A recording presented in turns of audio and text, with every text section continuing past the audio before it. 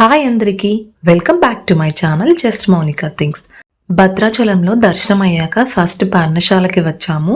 Main temple నుంచి ఇక్కడికి చాలా దూరం ఉంది. నియర్లీ 2 hours పట్టింది రావటానికి.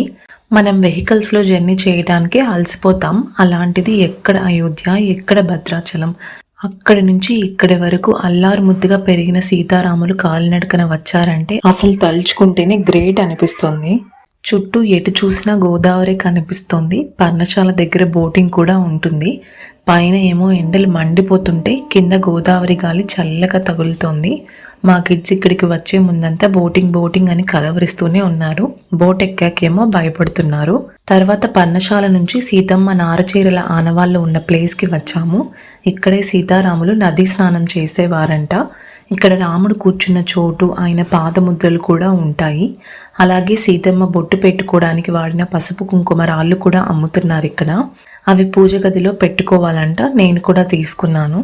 అక్కడి నుంచి మినీ అరుణాచలం అని ఒక శివాలయంకి తీసుకెళ్లారు. తర్వాత లంచ్ చేసి రూమ్కి వెళ్ళాము. 3కి పడుకుంటే 9:30 వరకు అసలు ఎవరికి మెలకువే రాలేదు. అంతగా అలసిపోయాము. మళ్ళీ ఫుడ్ ఉంటుందో లేదో అని త్వరగా లేచి బయటకు వెళ్ళి చూస్తే ఒకే ఒక హోటల్ ఉన్నింది. తినేసి ఇంకా పాపికొండల ట్రిప్ బుకింగ్ దగ్గరికి వెళ్ళి next day boating tickets book చేసుకున్నాము. టికెట్ ప్రైస్ 1300 ఉంది. చిన్నపిల్లలకి హాఫ్ టికెట్ 1100 అంట. మాకు మొత్తం 5K అయ్యింది. పాపికొండల బోటింగ్కి 1 day పడుతుంది. సో భద్రాచలంలో బోటింగ్ ప్లాన్ చేసుకుంటే 2 days అయినా ఇక్కడే ఉండేలా ప్లాన్ చేసుకోవాలి. మీకు ఈ వీడియో నచ్చితే లైక్ అండ్ సబ్స్క్రైబ్.